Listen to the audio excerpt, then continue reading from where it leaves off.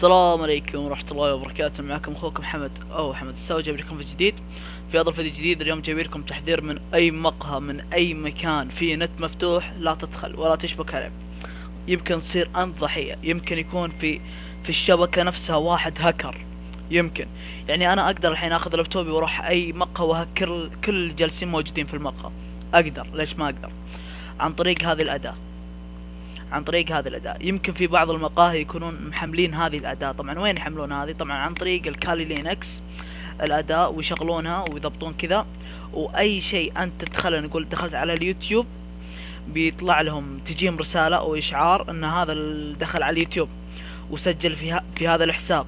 نقول يعطيهم كذا الإيميل ويعطيهم الباسورد. تخيل هذه الأداة موجودة في الكالي لينكس وخطيرة مرة. يعني أقدر أنا الحين اروح مكان اشغل اداة، واروح مكان فيه نت مفتوح واشغل كل شيء واتكي واتكي، ويجون حساباتهم باسورداتهم، واقدر الحقهم واهدد وكذا. فشوف كيف، يعني كأنك بالديب ويب. هذه يستخدمونها في الديب ويب وكذا يا جماعة. فانا اجي احذركم، وعلي اني حذرتكم كذا. طبعا هذه الاداة بعضهم يستخدمونها في امريكا، اللي يتبعونك ويجيبون بيتك ويلحقك بعد ما يسيد الضحية حقته. بعد ما يسيدك يسكر لابتوبه ويلحقك في الشنطة، وحاط شنطة في جيبه ولا اي مكان، ويمشي وراك لين ما يعرف بيتك، بعدين يصور وكذا تهديد. فنصيحة يا جماعة، انتبهوا من اي انترنت مفتوح اذا كنت انت برا السعودية او داخل السعودية. انا الحين اقدر اخذ الكمبيوتر حقي ذا وامشي في اقرب مقهى واشغل اداء وكذا بالكالي لينكس وضحايا وانا متكي.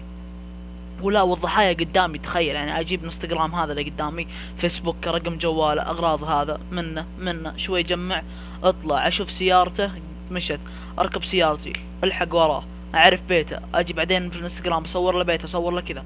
فيا جماعة خطيرة يعني خطيرة الاداء وكذا، وانا اعرف لها وكذا. فتذكرت وقلت خلا انصحكم نصيحة بس. اتمنى يا جماعة الفيديو عجبكم، لا تنسون اللايك وسبسكرايب والكومنت والاشياء الحلوة ذي. فيلا مع السلامة.